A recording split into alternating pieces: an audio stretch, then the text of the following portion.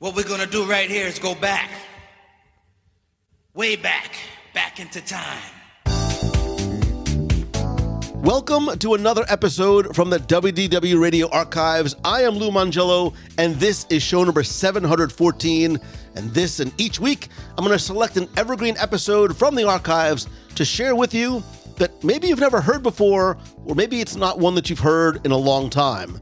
From interviews to top 10s, reviews, guides, Wayback Machines, and more, they're a great way to visit or revisit some of our favorite episodes, including ones that you've suggested I share from the vault. And rather than me upload the episode in its entirety, I'll take out the relevant segment and cut out the intro and outro and contests and sometimes the out-of-date news and rumors.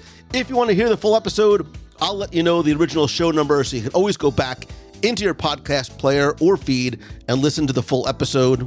I hope you enjoy this new, old addition to your feed and some of the favorites that you may have missed or never heard before. So I'm going to open up the archives again this week because I visited the EPCOT International Flower and Garden Festival earlier this week, and I love seeing old friends there.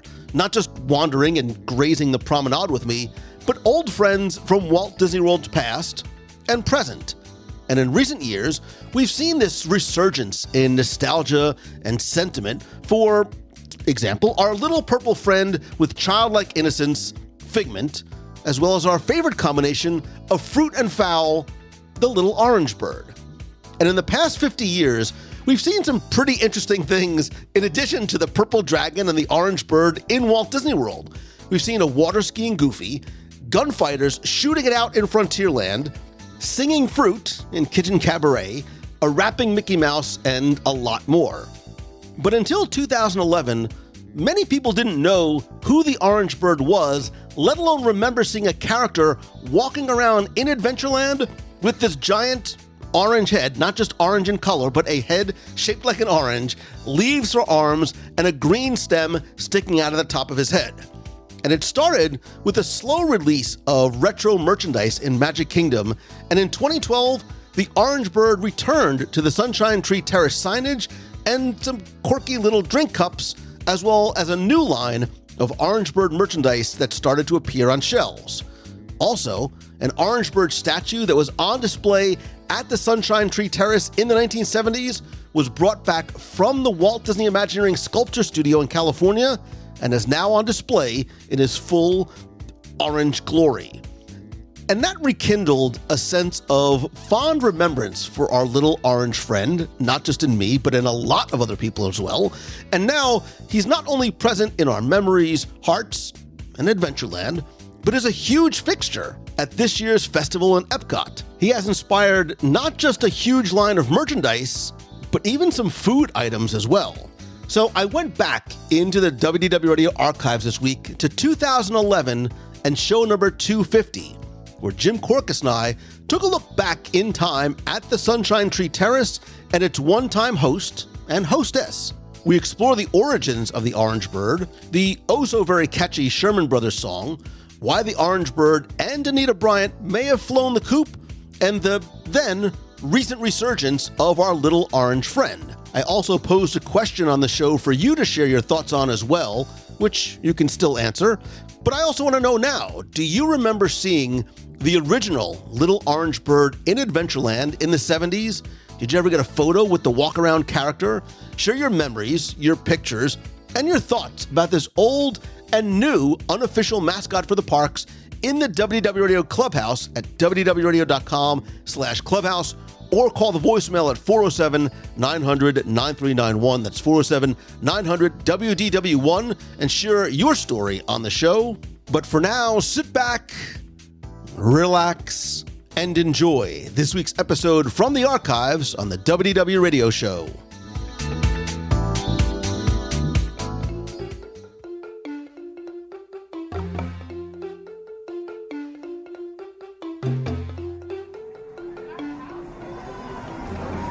The timing of Walt Disney World's 40th anniversary on October 1st, 2011 coincided with the return of one of those original attractions, or at least a tribute to such.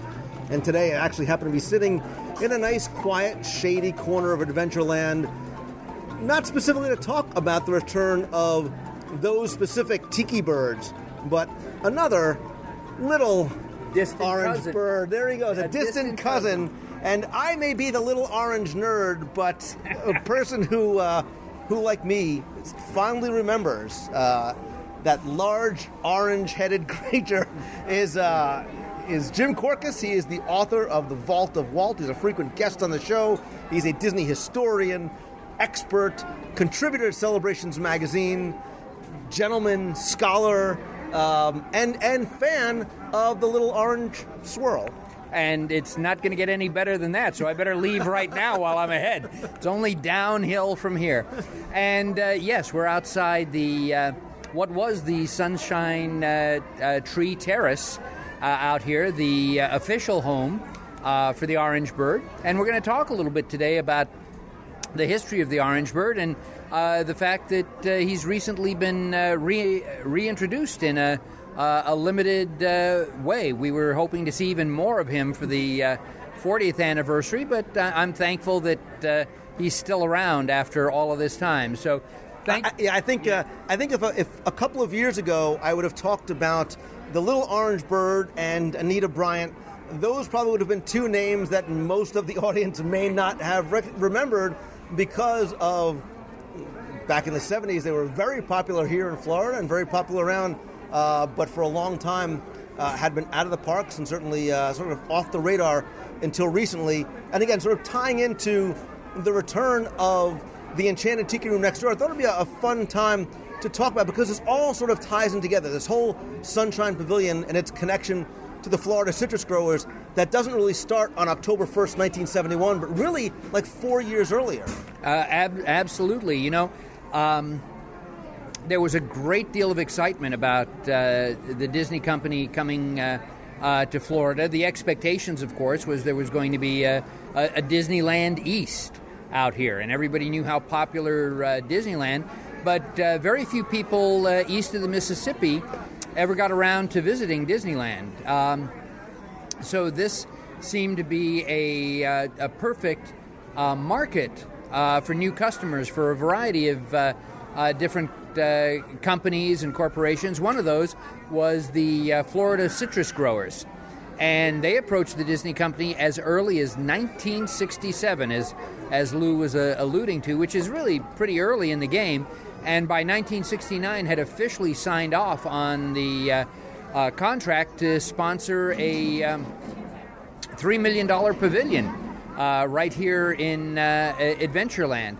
And certainly the idea of having sponsors for the park is not something that started and wasn't new to Walt Disney World. That's how Disneyland got built. So you say, well, where do Florida citrus growers come into Disney World? That's part of how these parks got built. Well, and actually something that some listeners may not be aware of is that the oldest surviving Disney licensee is Florida Orange Juice. Out at Lake Wales, that's where they produced Donald Duck orange juice. And what Donald Duck has to do with orange juice is beyond me, other than the fact that it sold in 1941 and it continues to sell today. And in fact, it's been a long time since I've been out there, but at one time in the building, they actually had a statue of Donald Duck in there. So Florida Orange Juice and Disney had a long relationship even before 1969. Now, in 1970, working with the Disney company, the Florida citrus growers developed their own character, the little orange bird. And the design came from C. Robert Moore, better known as Bob Moore. He's a Disney legend, by the way, but one of those Disney legends that a lot of people don't know about because Moore was basically a department to himself. From 1951 for about 30 years, he was just a department of one and did an awful lot of promotional artwork and special artwork. He did the murals at the elementary school, Walt Disney Elementary School in Marceline, Missouri. He designed the mascot for the 1984 Olympics, Sam the Eagle.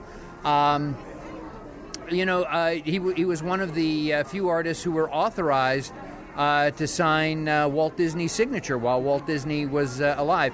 In the 30s and 40s, that was Hank Porter who was doing all of that, but starting in 1951, that was Bob Moore. So he came up with that design of the big-headed orange bird, and instead of feathers, the green leaves and all of that. The storyline came from Vince Jeffords, who was in Disney marketing, responsible for a lot of toys and promotions. He eventually wrote like about a dozen Disney children related books, and he's the one who came up with the original story. Do you remember the story, Lou? I remember it, and it's funny because we talk about the stories of the parks and the stories of the attractions, and sometimes you can piece them together by things that you see or little details. This storyline was so far removed from this little orange juice stand here in Adventureland, because I remember it being very convoluted about this bird. The orange bird obviously couldn't speak, and he was sort of ridiculed by his other little, bully friends, the birds. The only way he can communicate was by sort of his thoughts would come out in sort of a little orange puff of smoke. But the storyline beyond that as to how he actually came to Florida was something you never would have been able to piece together by looking at the pavilion, going to the tiki room, or probably talking to any cast member here. You're absolutely correct, and yes, and you've got the basics there of, yes, an orange bird can't talk, can't sing, and so again has no friends, can only communicate through orange puffs of smoke, very much like thought balloons that you'd find in a comic strip character. But again, these things that he thought were very three-dimensional as well, too, so very realistic. And the storyline is birds were migrating south, and since nobody liked the orange bird, nobody wanted to migrate with him, and a later revision was that they felt that he didn't even get enough rest or have enough good nutrition and all of that, so he wouldn't survive the journey. Well, he did. He went on his own. He had a bunch of misadventures. At one time, he thought he had seen a birdhouse with another orange bird in it, and as he flew to it, turned out to be a traffic light. Eventually, he comes across a family, a mother, a father, and a son and a daughter having a picnic, and he comes down and instantly falls in love with them. But at the end of the picnic, the father goes, we've got a long drive home. We've already got too many pets at home. We don't need another one. And I'm worried, too, about, him constantly thinking and filling up the inside of the car with orange smoke. What was this father thinking? I don't know.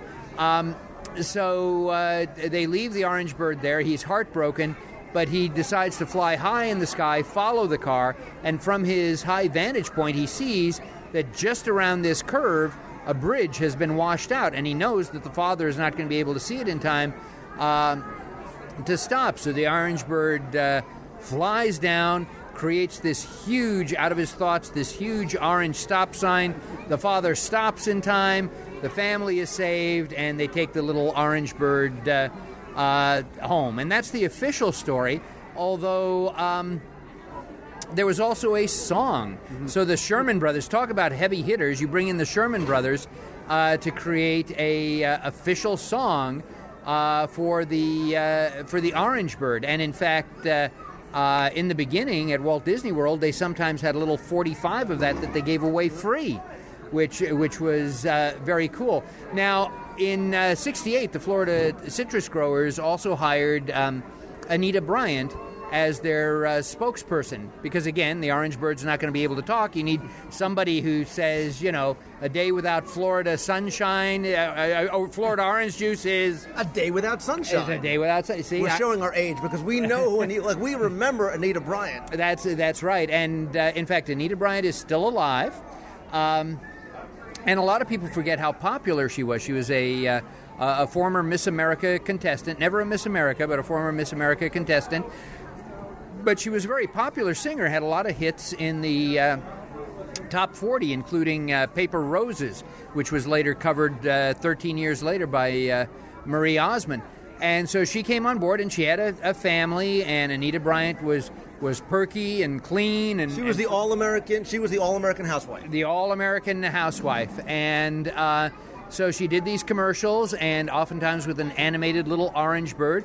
The orange bird apparently lived in her house. At one point, there was a little orange bird box. So when she was waking up her kids in the morning, she opens up the box, and here's the orange. No holes for the orange bird to breathe, but that's okay. And I guess not enough orange smoke to choke him to death. But anyway, so she sang the song, and the song was reasonably popular, and so by golly, things were going along pretty smoothly there. Little orange bird, in the sunshine tree, won't you think of something sunny just for me? Think of funny thoughts, or sunny. Well, and remember too, because we sort of alluded to, obviously, this song and this character, Anita Bryant, weren't confined to the Sunshine Pavilion. They were on TV. They were on billboards. They were I remember we always drove to Florida because unless my mother could actually fly the plane, she wasn't going to fly.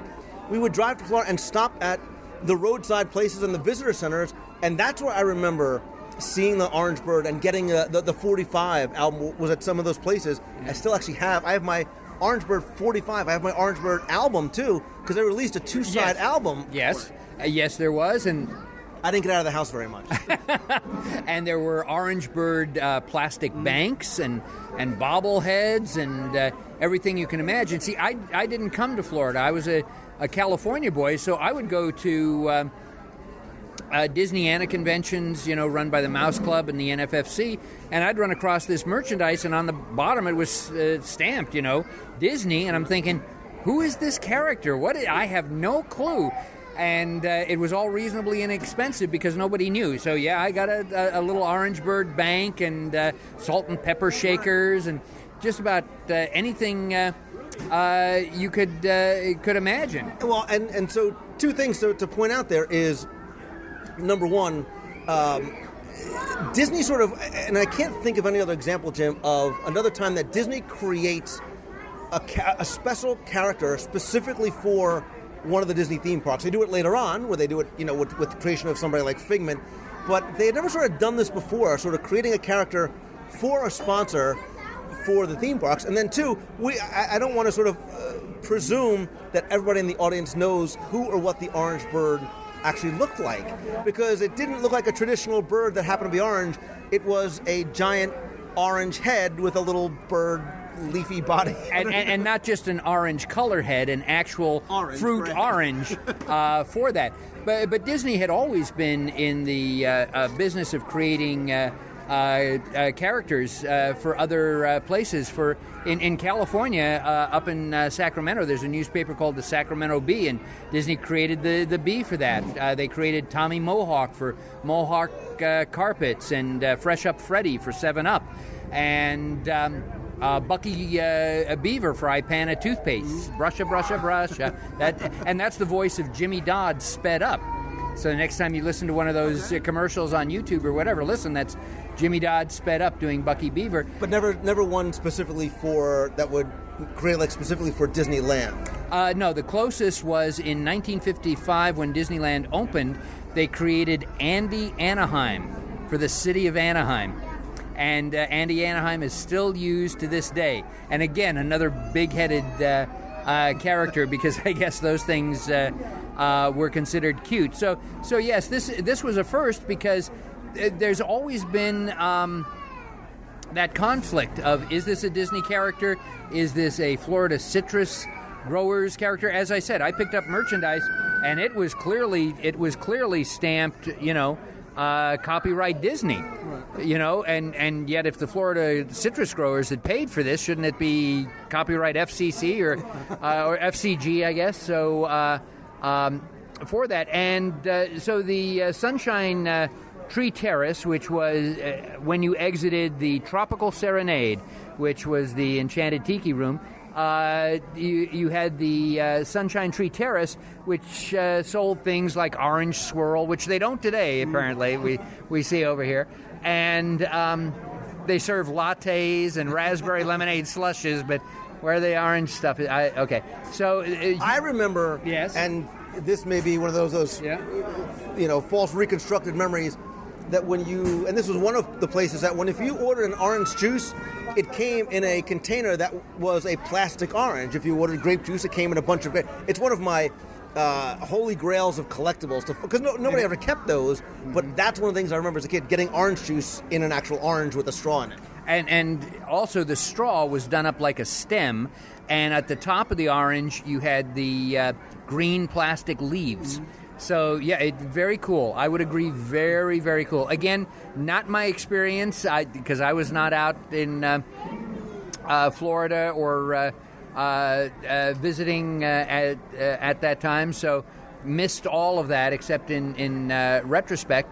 And one of the other things, and we were looking today for the placement of that, was they had a little three-dimensional orange bird, and behind him was a screen, a TV monitor screen that showed what he was thinking, which was basically think orange or buy orange swirl or all of that. And in addition to that, starting in 1971, there was a walk-around orange bird character in what is known primarily as a pajama suit. Some of you may remember your footy pajamas and all of that. That's how you refer to a costume where even though there's some extra space and all that, basically it follows the contours of your own body, as opposed to many of the Disney character costumes. We have the fur costumes, at least, that have a framework or whatever that creates a different shape. And so if basically I wore it, I would look like the little orange pear, as opposed to... Well, you're actually the size of the orange bird. So you're life size. Lou Mongello, the life size orange bird. So maybe one of your listeners out there will actually make you a costume. Oh, thank you for inviting me. Or maybe they have a couple of those orange sippers out. And I think there was only the orange sippers. There may have been other fruit, an apple or something like that, somebody was saying. But I just remember orange sippers. And so you'd have the walk-around character. And so all was right with the world until... Yeah, he was almost like a visual Barker bird, because I remember him, and I have a picture of him out in front of the Tiki Room, which at the time was the Tropical Serenade. So he was sort of the quiet Barker bird that sort of was enticing people to come. Remember, Adventureland looked very different than it did now. The Magic Carpets wasn't here. It was sort of an open space with the tables and the benches. So I remember him standing out there, sort of bringing you over to the Tiki Room. Years before, later on, we end up getting Artemis, and we'll talk about why the orange bird eventually flies the coop, as it were. And that's true. And yes, we tend to forget that the park looked much different in 1971. So, for instance, the end of Adventureland dead-ended. There was no Pirates of the Caribbean. There was no crossover to Frontierland. You had to go all the way back out to, mosey your way around, because there was nothing down there. So this was a huge hit. Enchanted Tiki Room, of course, a huge hit out in California. Really the first use of audio animatronics in a Disney theme park, and again, just as popular out here, because it was just such a funny, delightful, mellow show written by Wally Bogue, one of my personal performing heroes, best known for Pecos Bill in the Golden Horseshoe Review, one of my favorite Disney shows of all time, with Wally Bogue in that. And you had the different parrots. You had Fulton Burley, who was also in the Golden Horseshoe show. Fritz, done by Thurl Ravenscroft, that most people just know from the Haunted Mansion. So yes, this was a wonderful thing. And again, Disney tried to leverage the orange bird elsewhere. So in 1980, they made an educational film about food and nutrition starring the orange bird. And basically, it told the story that Vince Jeffords had wrote. The narrator for that was Rex Allen, one of my all-time favorites, the original father in Carousel of Progress, known as the Arizona Cowboy. In fact, he only owned cowboy clothes and boots. So the very first time he met Walt Disney, he had to borrow a suit from a friend. And Walt's first remark was, "Gee, Rex, I didn't notice you since you were incognito here." And June Foray voice actress did that. The animation for this little 15-minute short, which again was done for schools. There were also film strips doing the same thing, was done by a company called Rick Reinert. Rick Reinert had been a former Disney artist and had started his own small little mom-and-pop animation studio, which a lot of Disney artists did, like Dale Baer, who did a lot of work on Roger Rabbit, who framed Roger Rabbit. So anyway, they had them do the Orange Bird one, and it was a huge hit because they had a minimum budget, but boy, they got their bang for their buck. Disney was so pleased that the next assignment they gave Rick Reinert Productions was Winnie the Pooh and the Day for Eeyore, which was the very first Disney theatrical cartoon that was outsourced from Disney Animation. And so, although I take that back, back in the 40s, Mare Babies were done by Harman and Ising, where Walt was helping them out where they were between jobs between Warner Brothers and MGM, but that was 1940. So here we are 40 years later, and Disney outsources all of its animation for a theatrical short to Rick Reinert Productions. They also came out with a comic book, only one issue, of The Orange Bird and Three Adventures.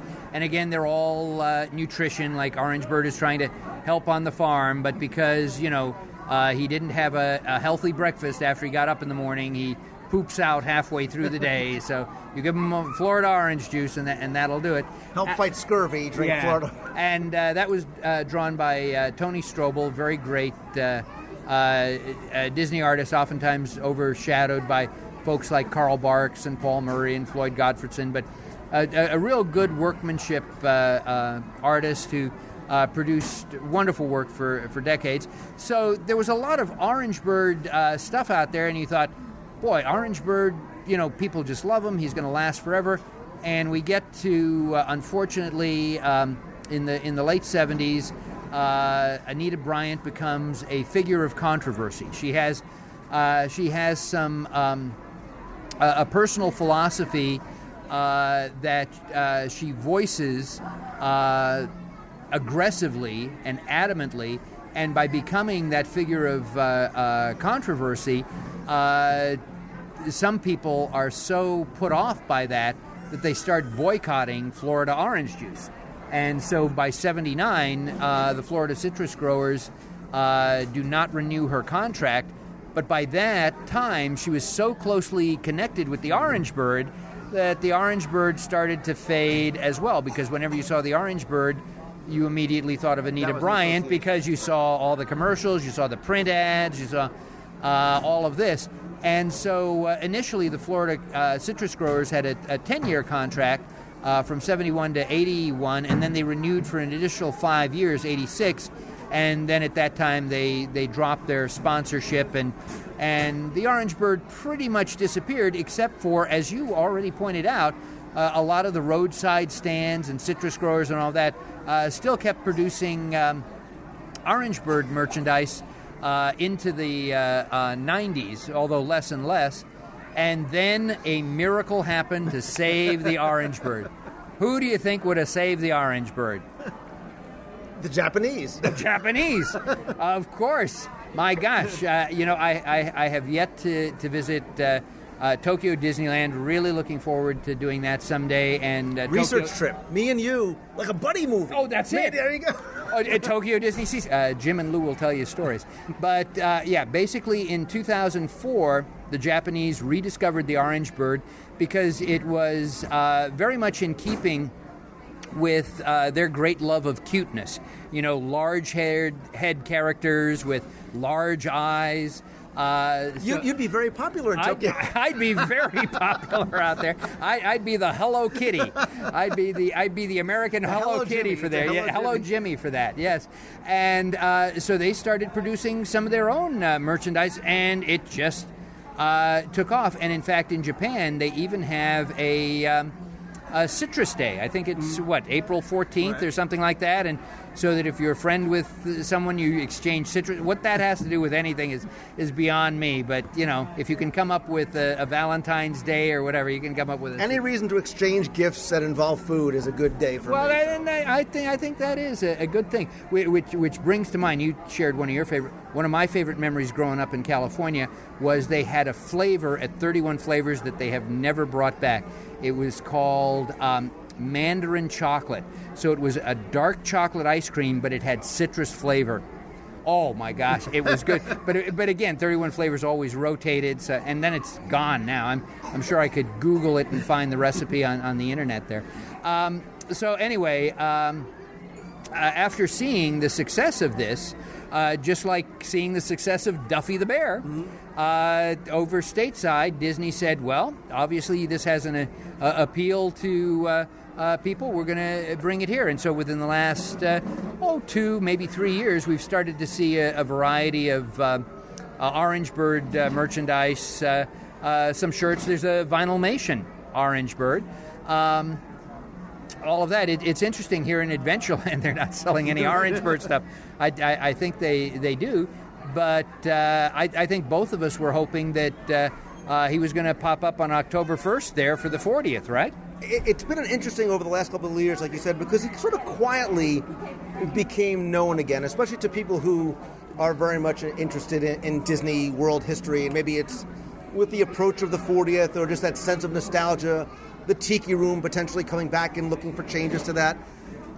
The merchandise that was coming back was sort of people posting online, look at my little orange bird. I have a little orange bird, maybe 2-inch plastic thing that's been sitting on my desk for years. Other people say, oh, I have this orange bird album. And so this sort of grassroots revival of the orange bird comes back. And as we started approaching the 40th anniversary, Disney starts to acknowledge it. And the first time I really saw it, and I have the shirt, is at Destination D Walt Disney World. The official T-shirt was white, and the piping on the sleeves and the neck was the orange bird. The writing was orange. So me, being the little orange nerd that I am, that you are, said, yes. This is great. I think the orange bird may be coming back. Disney seems to have this renewed sense of nostalgia, maybe seeing what the enthusiasts online are interested in. As the 40th started to approach, they were having orange bird pins, like you said, orange bird Vinylmation. And so I said, I feel it, Jim. I feel October 1st, we're going to see that little orange bird in his footy pajamas. Yeah. He's going to walk right down the middle of Main Street, USA, and we got nothing. I know, and I think it's really and again, there was been an awful lot of confusion too, because as I said, after he sort of disappeared from the Magic Kingdom. The Florida citrus growers still produced merchandise, but oftentimes you'll find Florida orange bird merchandise that just says Florida on it, in big letters and all. So there's that confusion of, what is that all about? But my gosh, the character, just like you, Lou, is lovable, is always optimistic, always wants to help, other people, some obviously at a loss for words sometimes, but always thinking good orange thoughts, and I'd love to see that.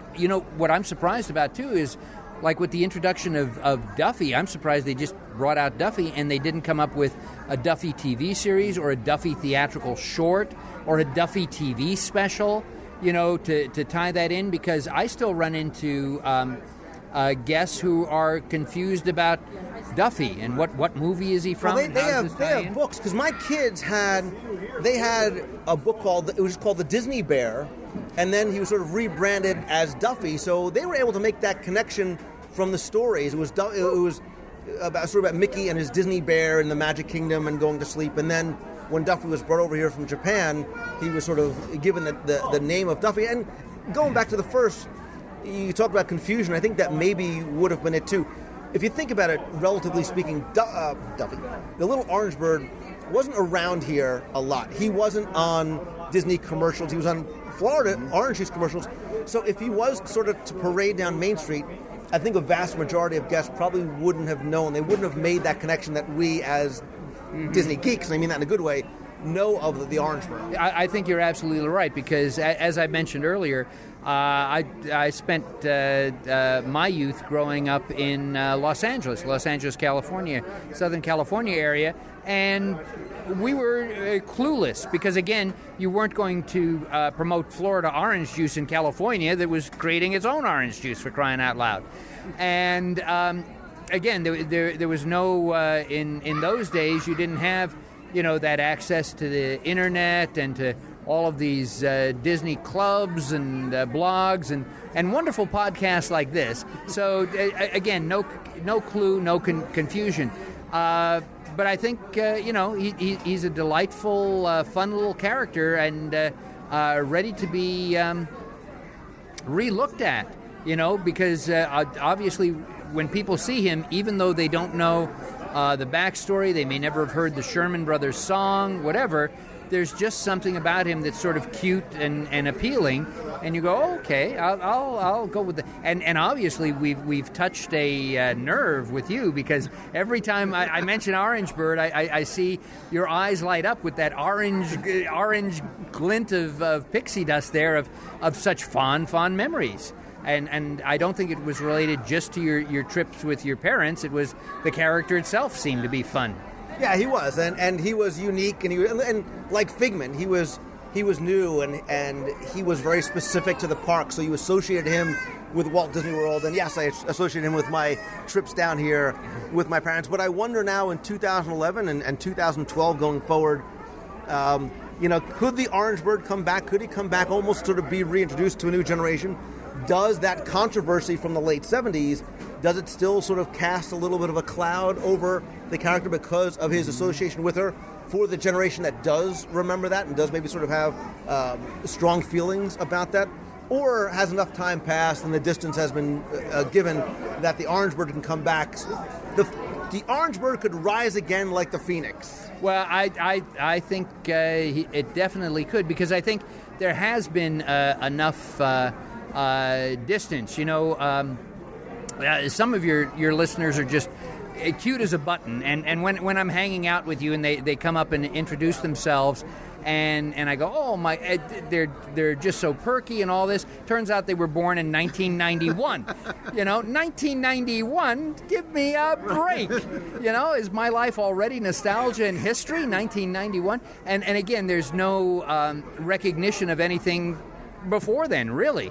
I run into an awful lot of college program age kids that basically anything that happened beyond 5 years ago, that's it, it's gone. It's the same as mixing it in with the dinosaurs fighting the Civil War is what they're concerned about. There's nothing there. And I think Anita Bryant has fallen out of public view for so long. As I said, she's still alive. She's still singing, and more power to her there. She's had some rough speed bumps in her life, a divorce, a couple of other things. So, I think some of the things that she battled against so vehemently in this day and age are no longer a fight. Things that she argued against are now law in the state of Florida. So it's like, no sense holding any hard feelings about that. And I think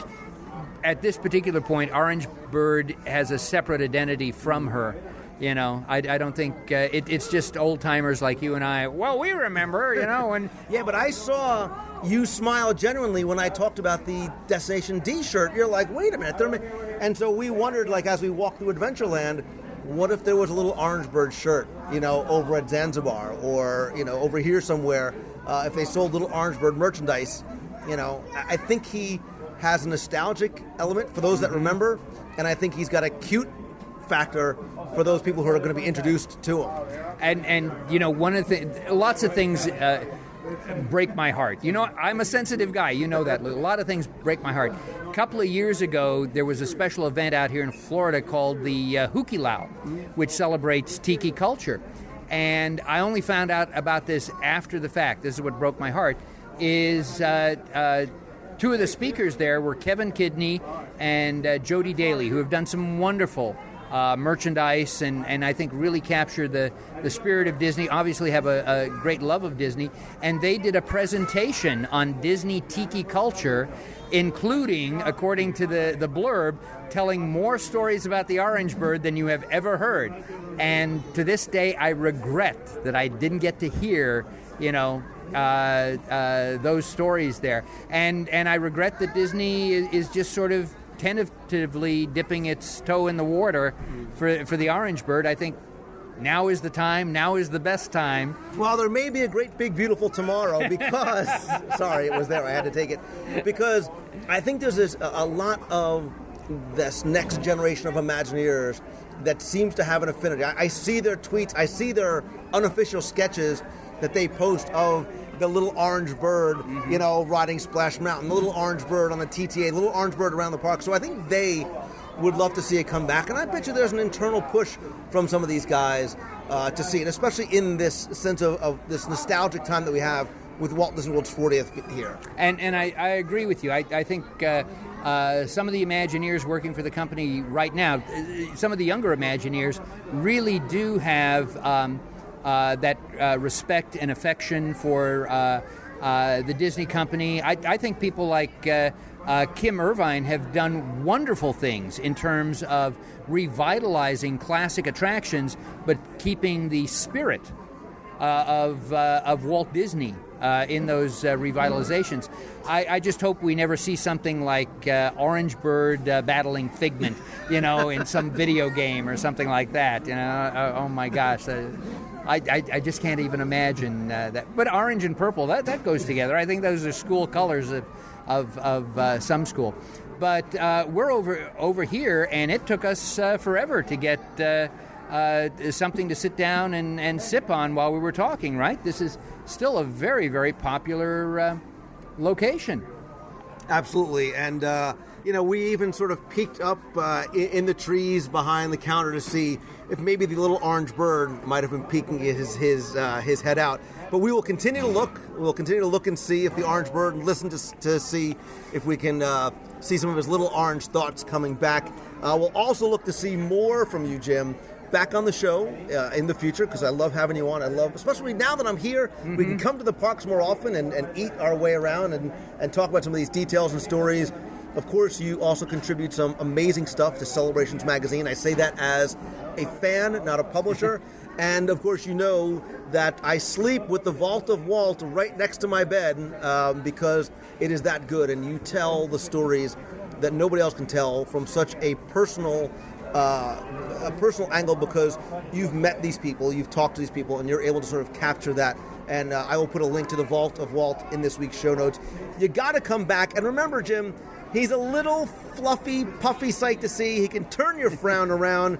So when you see him looking down, you know that is the little orange bird in the sunshine tree. Thank you again, my friend.